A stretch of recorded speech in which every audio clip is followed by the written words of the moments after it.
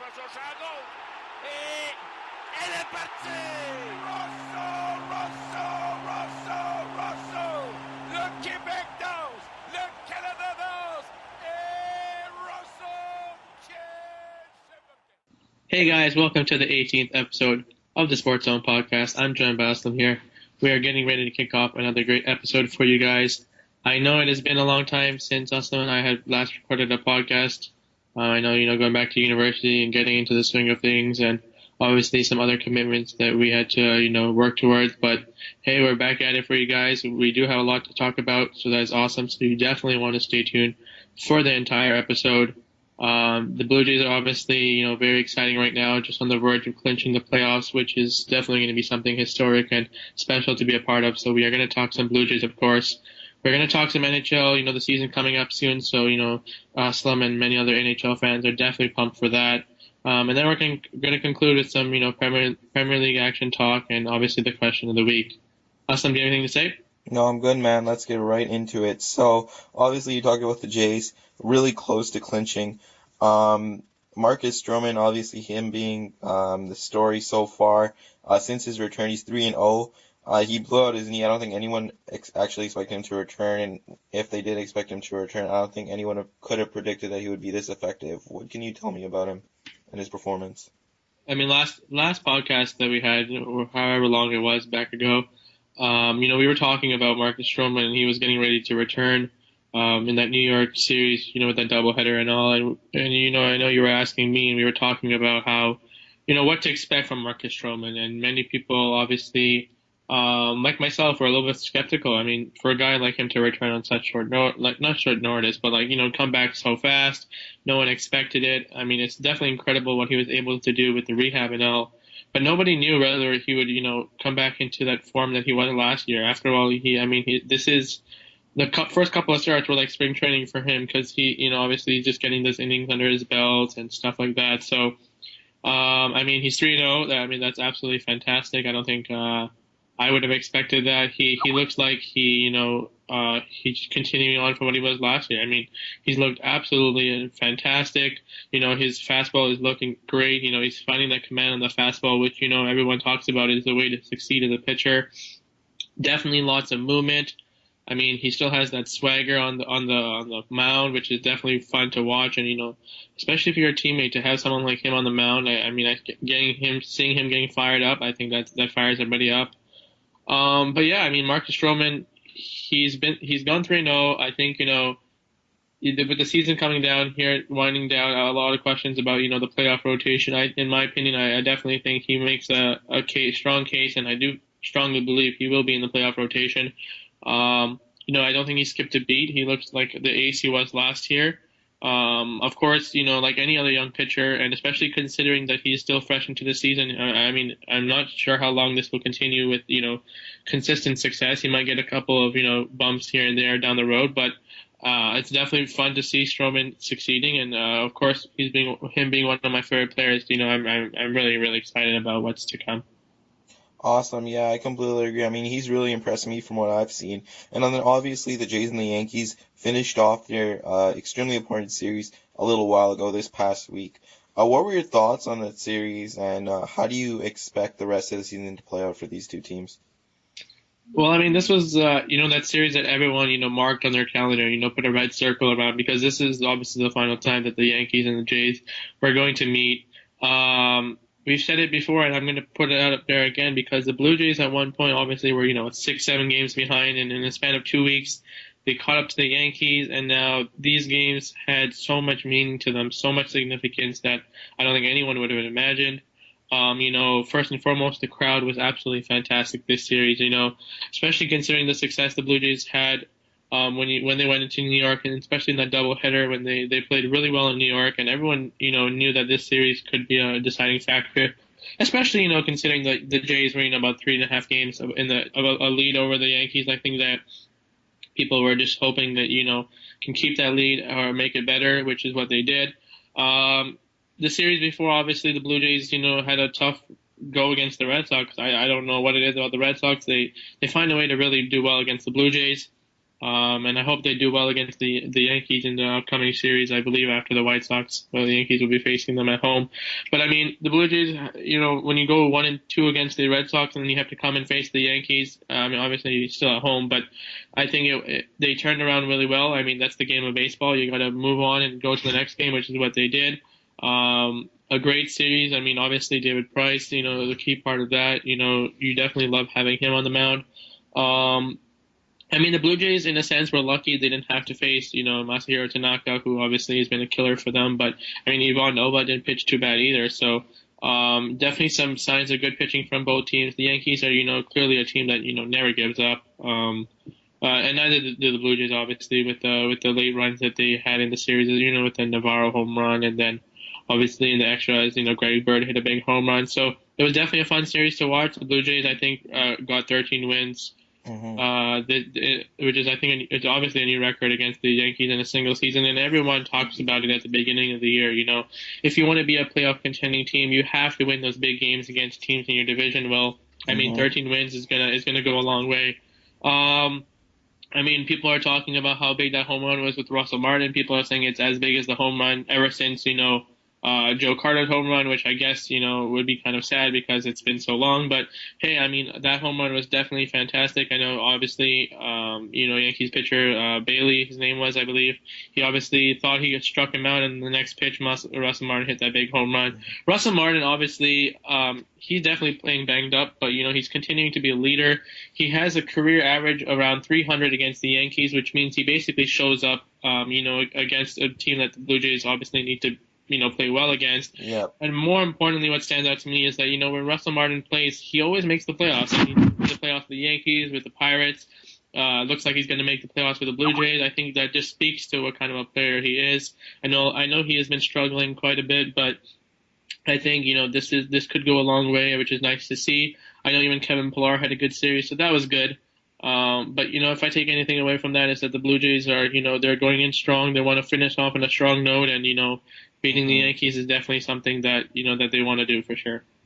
Yeah, for sure. And I hope, obviously with you saying that the Russell Martin home run was the biggest one since 1993, I hope that, that's not the biggest home run before the season ends, for sure. So, who are some players that you think are hot, and who do you think are some players that are struggling? Well, I think Russell Martin, I wouldn't say he's so hot, but I do think that I do see him coming back on the rise here. I hope that's a good sign of things to come, especially with the way he's been hitting against the Yankees. But Jose Bautista, man, this guy is absolutely incredible. He's showing up big time. I mean, this is a guy who has been here through the thick and the thin. He's seen the team struggle. He's finally getting a chance to play meaningful baseball, and he's showing up. Absolutely fun to watch. He's literally, I don't see it, it's becoming impossible for teams to even pitch a fastball against him. You pitch a fastball to him, and it's out of the park. And the key to all of this, he's walking. He's being a team player, which is definitely fun to watch. I'm really enjoying seeing him, and I think he can come up really big in a playoff series because of the the demeanor and the competitive spirit that he has, like most other players on the team. In terms of people who are coming, I wouldn't say really struggling, but obviously you look at Osuna and Sanchez. They've had a little bit of hiccups in the last, since we probably last talked. I mean, you've been seeing Sanchez once in a while coming out for multiple innings.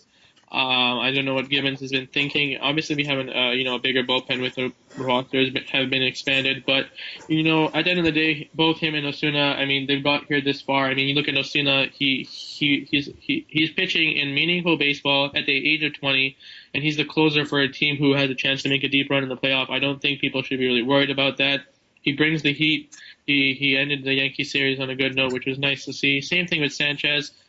These are young players. They're going to struggle. I'm not worried at all. The one person who I would say is cooling down is Josh Donaldson. I know, Mike Trout just hit his 40th home run. Josh Donaldson doesn't have 40 yet. I think he's at 39. But, I mean, I'm not too surprised. I think I'm not saying that he is not going to win MVP or anything, but, everyone has to go through those ups and downs, and it's better it happens now than it happens in the playoffs. Awesome. So one thing that I just wanted to ask you before we get to news around the league is, I believe that there was an injury update on Troy Tulowitzki, obviously with him injuring his shoulder. I heard that he did take batting, or he did take bat balls, hit balls off a tee, and he was playing catch for a little bit. One question I gotta ask you is, I know you're not a doctor by any means, but I know in hockey, one example I can give you is Ryan McDonough actually played an entire playoff series with a broken foot, and Chris Kelly played for the Boston Bruins with broken lungs or punctured lungs. Is there any way that Troy Tulowitzki can play through the pain similar as to those in the same fashion as those players did in hockey? I know it's just for a comparison there. I mean, that's a very interesting question that you proposed. I think, with Tulowitzki's case, he's been an injury-prone player first and foremost. Obviously, everyone knows about his injury past and all the injuries that he's had before in his career. I think, you look at the Blue Jays without Troy Tulowitzki. I'm not saying that they miss him extremely, because obviously they have a good team. They have the depth. Obviously, now they have Goins playing shortstop. They brought in Barney. They've brought in Pennington. Of course, he's being missed, and I know everyone talks about how much success they had ever since the trade deadline, and how that they haven't been ever. I mean, they've been more of a 500 team ever since Tulowitzki's been out of the lineup. I don't buy too much into that stuff. I mean, he's still on the bench, still fired up. He's still there with his team. He's trying to be a leader as much as he can. In terms of playing injured, I mean, from what it seems is that, especially considering, shortstop is a very demanding position. And if you can't, I know he does throw, awkwardly every time on the run when he gets ground balls and stuff. But, it's the type of injury that I think you want to be fully healthy. I think, he said it himself that, it's just a matter of rest and letting it heal. Because, at the end of the day, you have these 2 weeks or whatever left, 12, 11 games left in the season. You're already likely to make the playoffs. And if you can use this time to get healthy and, have a chance to be more healthy in the playoffs and be able to last for a significant long period of time and not get injured, I think that's priority. I mean, in a sense, I think, Tulowitzki's definitely coming back for the playoffs, in my opinion. Especially considering, I think if the playoffs start and he's not 100%, I think, he'll probably play. I mean, at the end of the day, a lot of players on our team are banged up. You look at Martin, like I mentioned, Batista, he's probably dealing with a couple of injuries with his shoulder and all. But because the way the situation the Blue Jays is in, I think they're going to let him get healthy. I think he'll be back for the playoffs. Hopefully it's at 100%. If he's not, he's not. But it's not a huge significant injury. And, maybe in the hockey case it's different. But I think, his production isn't being missed as much as it might have been if he was on another team. All right, that was an awesome answer. So you want to tell us about some news around the league? Yeah, for sure. So, I mean, obviously, the season's wrapping up. The teams are obviously clinching. Teams are obviously being eliminated. Cough, cough, the Rockies, cough, cough, all those teams. But, obviously, first and foremost, the St. Louis Cardinals, an absolutely fantastic season. I mean, I'm continuing to be impressed. I think of them as, a MLB dynasty in a way. They're consistently going to the playoffs. Reminds me of the Blackhawks, if I were to give you an NHL comparison. But, I mean, maybe you could say the Giants are a better example because they've won like 3 in the last 5 years. But the Cardinals are always consistent. They remind me also of the Atlanta Braves in the past, who obviously are struggling right now. But they've clinched. I do think of them as a really strong competitor and a good favorite to even make it all the way. The National League is actually going to be very exciting. There's a lot of strong teams. I know the Pirates are there. I know obviously the Cubs are there. So it's going to be really fun to watch. You look in the American League, obviously the Kansas City Royals just clinched yesterday night as we speak. Clearly no surprise there. But, when you look at the Royals, there's very interesting because obviously Johnny Cueto was their big acquisition, and he's been quite terrible, to be honest. I mean, he hasn't performed anything to what they were expecting of him. I mean, obviously he's in that contract year. He wants to get a big salary, but I mean, he's not getting the price money, which is clear. I know Greg Holland is obviously injured. He's down. He's probably out for the rest of the season. They brought in Wade Davis to close, to be the current closer. So I think that's going to be very interesting. The Royals are not the same. I don't see them as strong as a team as they have been prior in the season. And clinching the AL Central is definitely nice to see. I think last year they were obviously the wild card team. So. I'm happy for them. They're definitely a good organization. I think they're going to be a good competitor for the Blue Jays. But I'm not as worried as I am about them as I have been in the past. I still don't really know about their rotation, especially with Johnny Cueto struggling. Around the league, I know the Yankees are still fighting. I think, they're going to take the wild card, just because I think the Blue Jays are going to win the AL East. And, I think Greg Bird has obviously stepped up tremendously. We've seen him in Toronto. We've seen him so many times now. Ever since Mark Teixeira went down, he's definitely stepped up, and I think he's a solid, young, phenomenal player that has been his play has gone a long way for that team. The Mets obviously, if they haven't clinched already. I don't think they have, but I think they're on the verge of clinching as well. I mean, Matt Harvey, there's still a lot of, saga around him, and, he's catching a lot of attention, but I think they need to, get over that and just do what they have to do in the playoffs. I think they can go a long way as well. But I think the biggest story is actually the Houston Astros. I know the last time we talked, they were in sole possession of the American League West. And they've definitely collapsed. I know the Rangers went and swept them. I believe actually, I think the Rangers were home, so I don't think you can say went and swept them. But the Rangers are definitely hot right now. They're celebrating every win like they're winning the World Series, which is kind of funny to watch. But I didn't think the Rangers had it in them, to be honest, but I've been really impressed with their pitching. There are a lot of arms going under the radar, like Holland and Kobe Lewis. Rougned Odor is playing fantastic. Prince Fielder is that veteran leader over there.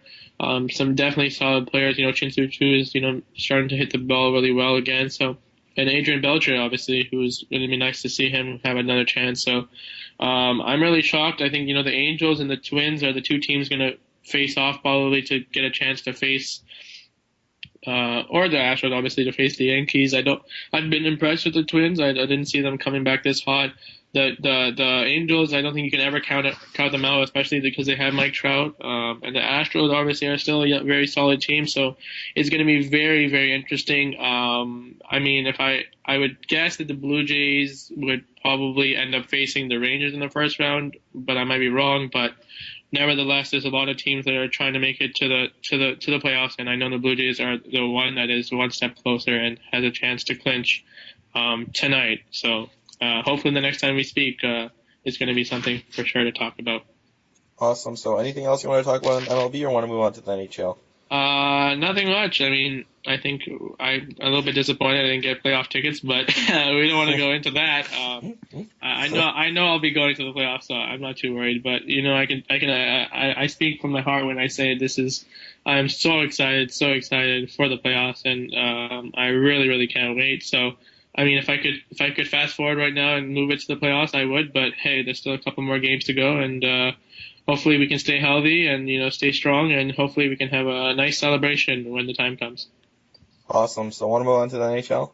Absolutely. So talking some NHL here, I did notice that the NHL is quote unquote back. Obviously the Leafs have been playing some games, obviously preseason.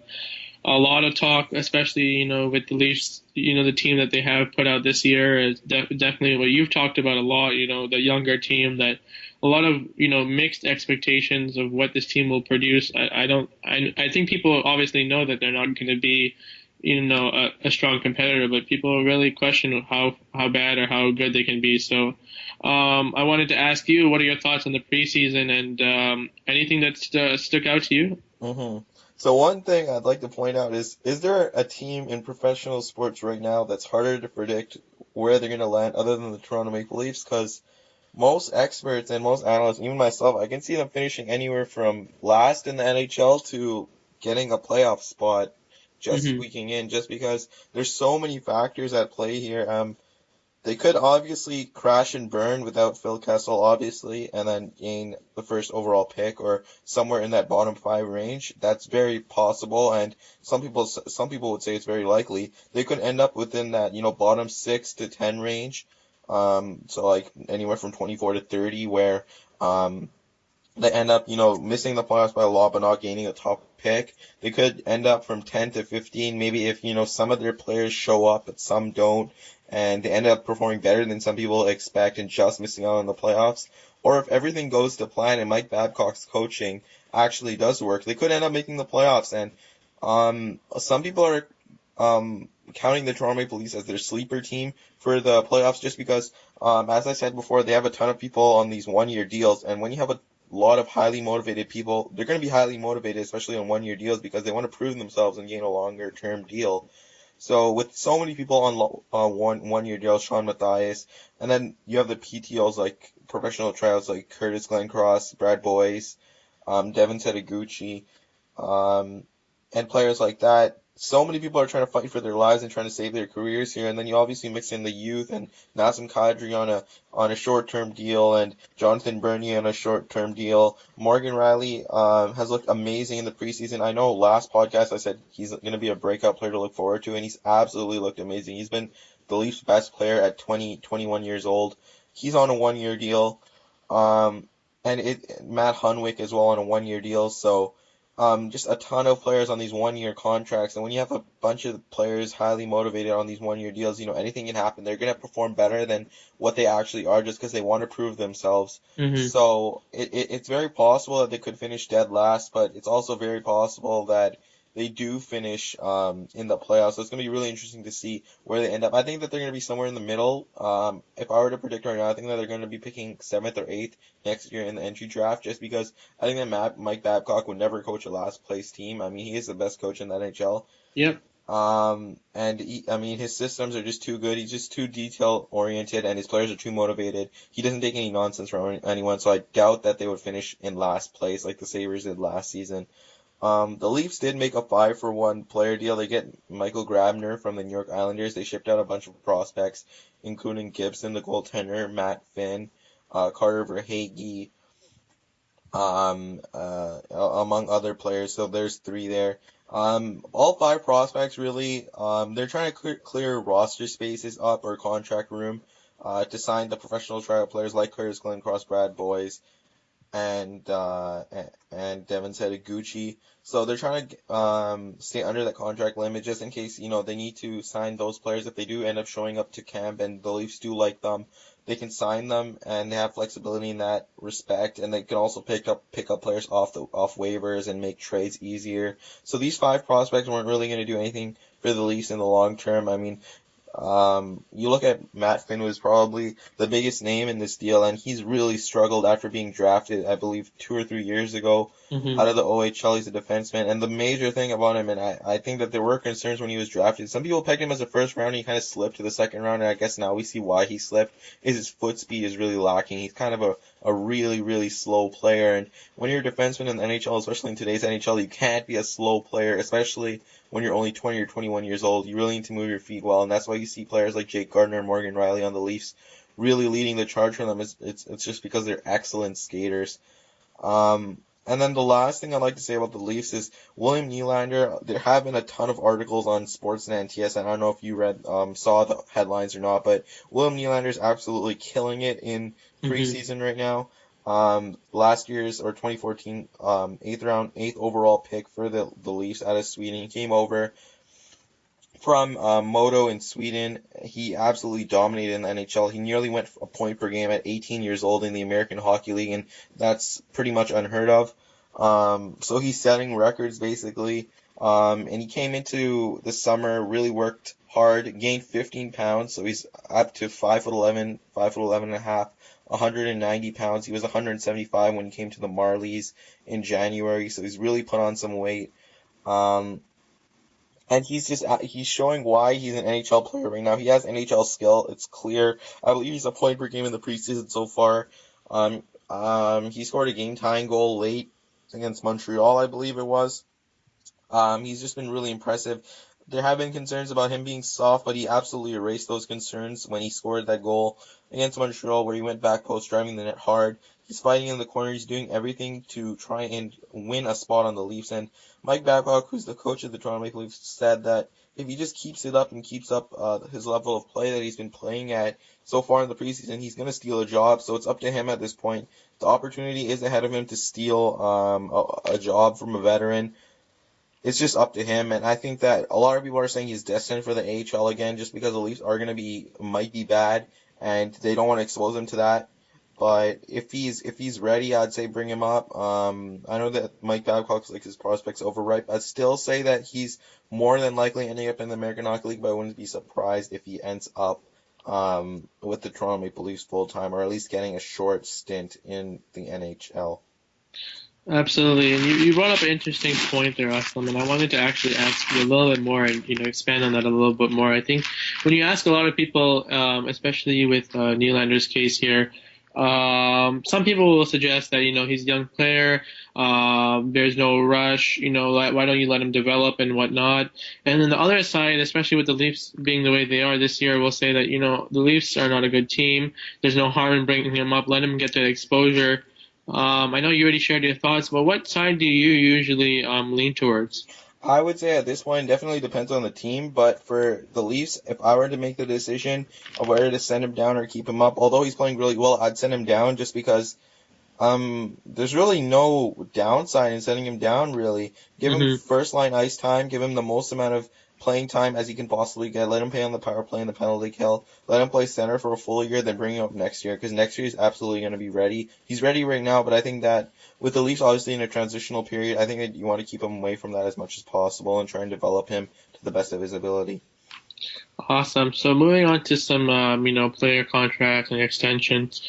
What can you tell us about the latest news about some of those players? Well, just yesterday, I believe, or the day before, Eric Johnson of the Colorado Avalanche, the big right-handed defenseman who was the first overall pick, I believe, in the same year that Jonathan Taves went third overall. Eric Johnson actually went first overall, so he's obviously kind of been regarded as not really a bust, but kind of disappointing, especially in regards to how well Taves developed into one of the best players in the NHL. But he has really come into his own in Colorado, and he signed a huge 7-year, $6 million per season contract with the Colorado Avalanche. I think it's an absolutely amazing deal for someone of his caliber. He's the number one defenseman in the NHL, and at $6 million per season, that's absolutely terrific value for a player like him. Mm-hmm. Regarding Steven Stamkos and Nancy Kopitar, I've read that there have been no updates on contract extensions, and I believe that during the season it's going to be really hard to negotiate a deal with any of these two players, especially because they are such massive contracts, right? So the thing about the massive deals like this is that they do take a long time to work out. They can be a distraction, so I believe that Steven Stamkos and Kopitar really won't, put that distraction in front of them. They're gonna want to play out the season Yeah. without any distractions, similar to what DeMar DeRozan's actually doing with the Raptors, where he's not going to negotiate at all during the season. He's focused on his play. Oh man. Yeah. So, it's going to be really interesting to see whether they make it all the way to free agency. It's going to be obviously amazing for Leafs fans if Steven Stamkos can make it to the free agency, because that means that they do have a shot at getting him. Same with Kopitar, so it's going to be really interesting to see what happens next year in free agency with a lot of big names, including Brent Seabrook is still available in free agency for next year with him not getting an extension so far. Awesome work. Before we move on to the Premier League, I wanted to ask you, Aslam, Hmm. really quickly here, two things. Obviously, with the preseason underway, there's some things that people are watching out for. I wanted to hear your thoughts on the highly anticipated rookies, obviously Connor McDavid, Jack Eichel, and more. What I want to hear about is your early impressions on 3-on-3 overtime.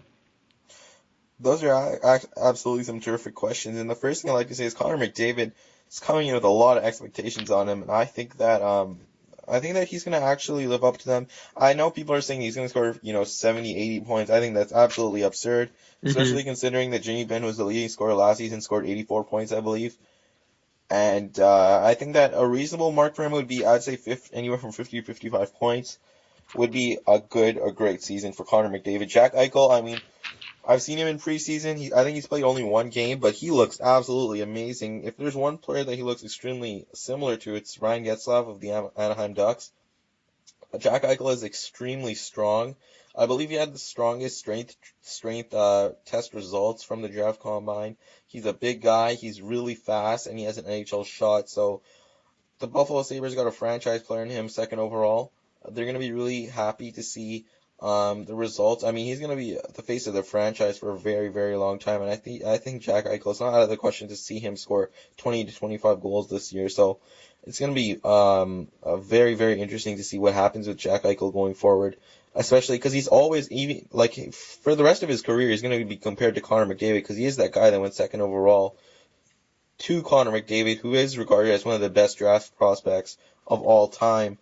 Um, and regarding 3-on-3 overtime, I mean, we've seen a lot of games in 3-on-3 overtime end within 30, 40 seconds, and it's going to be really exciting to see 3-on-3 overtime just because there are going to be so many chances, so many breakaways, so many odd man rushes, and the games are going to end really quickly. And I know that a lot of coaches are saying, you know what, it's uncoachable just because it's so like, it's not very structured at all or organized. You can't really organize the defense in any sort of way that you can on 5-on-5 or 4-on-4. So Hmm. it's with so much open ice and so many good skaters in the NHL, it's going to be a blast to watch these guys just go out there and try and score goals. And if we can avoid as many shootouts as possible, I'd say that's amazing just because I really don't like shootouts. So going to be awesome to see 3-on-3 coming to the NHL. For sure, and especially with the Penguins, obviously with Kessel there now, it'll be definitely fun to watch. Hmm. So moving on to the Premier League, it has been a while since we talked about them, so we're gonna start with Chelsea here. When we last talked about it, we talked about a team that wasn't really showing fight, a team that didn't really look like they wanted to, repeat. What can you tell me about their match versus Newcastle? Well, they did bounce back in a huge way. When they did win, I believe it was 2-1 versus Arsenal. Diego Costa obviously was the huge story of that game where he did get Gabriel, I believe, sent off, and he was just acting like a complete douchebag there in that game. I know Chelsea fans even thought that he was really acting, unclassy and stuff. He got Gabriel, he's just acting like a complete baby anyways. So you know what? Eden Hazard bounced back. He was the man of the match, I believe, in that game. He performed extremely well after being anonymous in the previous games prior to that game versus Arsenal. So Chelsea obviously are facing my team, Newcastle. This is going to be an extremely ugly game. Newcastle, I believe, still haven't won a game. My team still hasn't won a game. They recently lost to Watford, who just came up from the second division in England. And they are really, really struggling. Newcastle are. I mean, we're not playing really well at all. And Chelsea are, they strung together a couple wins in a row here, and I really, really do not want to face them right now. I think it's going to be a blowout. I'm going to guess it's going to be 3-0 for Chelsea. Absolutely. So moving on to another team who really has not looked good at all. That's Liverpool. What can you tell me about them? Have they shown signs of improvement? Well, Liverpool, obviously, Brendan Rodgers is the manager, spent over £200 million so far, and it's really not paid off. They're winless in their last 4 Premier League matches. They're gonna come and face Aston Villa, who are also struggling in their own respect. So, I mean, it's a terrific opportunity for Liverpool to gain some momentum here. And I think if Liverpool loses this game, I think that there is a very, very legitimate shot that Brendan Rodgers, who is the manager for Liverpool, does end up getting fired, maybe on Monday or Sunday, whenever the match ends, and the board has the opportunity to make the decision because it's just unacceptable at this point. Hmm. Um, and he spent a lot of money, not a lot of results, and losing to Aston Villa, who's not a very good side at all, could end up being the final straw. So that will be I think it's going to be the most important game of Brendan Rodgers' career so far is this game versus Aston Villa. If they win, you know what? It really kicks them in the butt. They probably get going a little bit more. If they lose, then he could be without a job. For sure. So moving on now, from Liverpool to Manchester City. They are your team to go very far and possibly win it. They are the equivalent of the Blue Jays on an offensive standpoint, according to you. Have they continued to live up to those expectations? So they did actually lose their last time out versus West Ham, and it was 2-1. But I mean, it's not your typical 2-1 game. Manchester City had tons of chances. They were pouring on the pressure like I've never seen before. I mean, they had so Hmm. many shots. They were breaking down the defense. They just couldn't, finish it. The final product wasn't there. So I think that they bounce back and win here versus Tottenham. Sergio Aguero is the star striker for Manchester City. He has a terrific record versus Tottenham Hotspur. And Tottenham have been doing quite decent. I mean, they've been doing decent. They're Tottenham. They're performing like they have in previous years. So I think Manchester City bounced back here. They had a terrific win, I believe, in the Capital One Cup third round versus Sunderland last time out, which was not in the Premier League. So they're building off some momentum. David Silva got injured during warm-ups in the last game versus West Ham. Some people said that if he was playing, then Manchester City should have won because he is that type of player that can unlock the defense and can supply the final pass. He's that creative kind of player, and that's exactly what Manchester City were lacking in that game. So I predict a 2-1 victory for Manchester City. Cool, man. So moving on to Manchester United. What can you tell me about them? Are they a little bit like Chelsea, a team that should be playing better than they are, or what are your thoughts on their recent performance? Well, I mean, a lot of people were calling their new signing Anthony Martial, who's 19 years old. They were kind of calling him extremely overpriced and overrated because he did come over for, I believe it was including performance bonuses, £60 million, which Mm-hmm. is a ton of money for a 19-year-old player, and he's been absolutely killing it. He scored an absolute amazing goal on his debut, and then he's just been following it up with goal after goal. It's like he just can't stop scoring. So it's been a dream start for him. And then the United team as a whole, obviously they're rallying around that. When you have someone who is playing with such confidence and who's so young as Anthony Martial, so you're gonna feed off of it. So the whole United team are, they're swinging in a positive direction. I expect them to come out and win against Sunderland. Obviously coming off against a huge loss in the Capital One Cup to Manchester City. I believe it's gonna be a 3-0 scoreline for Manchester United. I think that they have too much momentum going into this game to lose. Cool, man. So finally, moving on to Arsenal. What can you tell us about them? Arsenal, coming off the loss to Chelsea, they're going to be a little bit deflated, but Leicester's a team that doesn't go away really easily. I think they're going to battle hard and scrap, and I actually see a 1-1 draw coming out of this one. So that's kind of my upset. Not really an upset because it's going to be a draw, I predict. But it's going to be my kind of shocking game of the week where Leicester come out, grind out a draw, 1-1, and Arsenal's struggles continue. Good point. Good point. So moving on here before we end the Premier League, so something that you and I saw and everyone has been talking about, and that is Lewandowski scoring 5 goals in 9 minutes. That is absolutely, absolutely, first class, incredible stuff. I mean, I even heard that he was actually subbed on and then he came on and he scored like 5 goals. So, can you just run us through how it happened and your immediate thoughts about that? Well, I mean, the last goal is obviously the best one with that scissors kick. It was absolutely world class. It's just like, I don't even know how it must feel to be like Robert Lewandowski. It's just like every time you touch the ball, it's going to be a goal. Oh man. Or you feel like you're invincible at that point because every shot you put on is a goal and you do that 5 times. Man, that's insane. So, that's probably one of the best soccer performances I've seen in my life. Hmm. Absolutely amazing. I don't think I'm ever going to see that happen again. I don't think any of us are going to see that ever happen again because I mean, just everything needs to go in your way for you to be able to Hmm. do that. I mean, you have to have a decent amount of luck, but you also need to have, what the class that Robert Lewandowski has. So it was absolutely amazing to see that happen, and I think that it's going to be a really huge talking point for the rest of the season here in the Bundesliga. Absolutely. I mean, scoring 5 goals is one thing, but to do it in 9 minutes, I mean, wow, That's insane. that's like Yeah. almost a double hat trick. Anyway, so before we conclude, obviously, we're going to move on to the question of the week. And this week, we're talking about a trend that we might be seeing in the coming years, which obviously is prevalent in soccer, as we know, and that is, marketing on sports jerseys. Obviously, in soccer, you have, corporation and company logos on the front.